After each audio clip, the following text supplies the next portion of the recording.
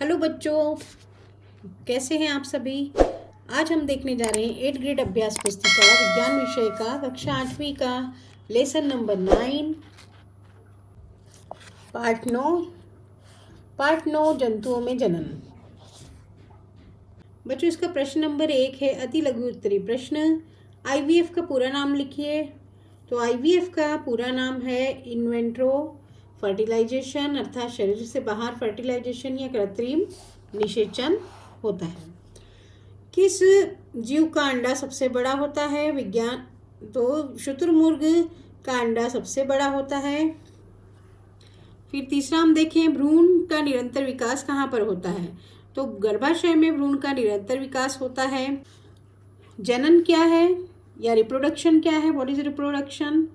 तो हम इसे देखेंगे कि भाई जनन जाति की निरंतरता को बनाए रखने के लिए आवश्यक है। जंतुओं में जनन की 2 विधियां होती है, लैंगिक जनन और अलैंगिक जनन।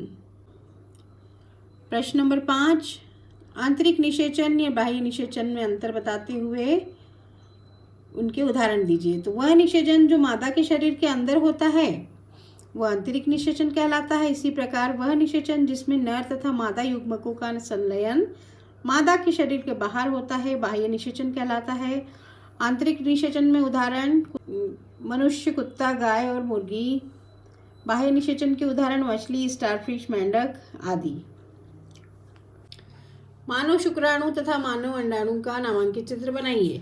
तो ये मानव शुक्राणु का चित्र है और ये मानव अंडाणु का चित्र है।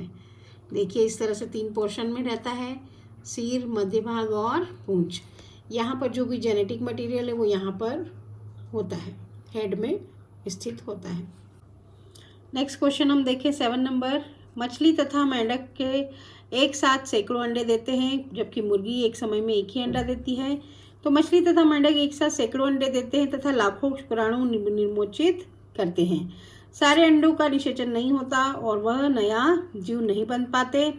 इसके कारण ही यह है कि अंडे एवं शुक्राणु निरंतर जल की गति से वायु और वर्षा के से प्रवाहित होते रहते हैं। मुर्गी में आंतरिक निषेचन होता है और वह एक ही अंडा दे पाती है।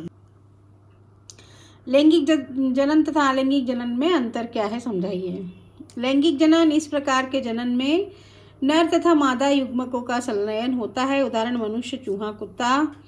अलैंगिक जनन केवल एक ही जनक से नए जीव का निर्माण या जन्म हो जाता है। उदाहरण के लिए हाइड्रा, अमीबा। मुर्गी में भी मनुष्य तथा गाय की तरह आंतरिक निषेचन होता है, लेकिन मुर्गी सीधे बच्चे को जन्म नहीं देती। चूजे किस प्रकार जन्म लेते हैं? तो निषेचन के बाद ही युग्मनज लगातार विभाजित होता रहता है और अंडवाहिनियों में नीचे की ओर बढ़ता रहता है।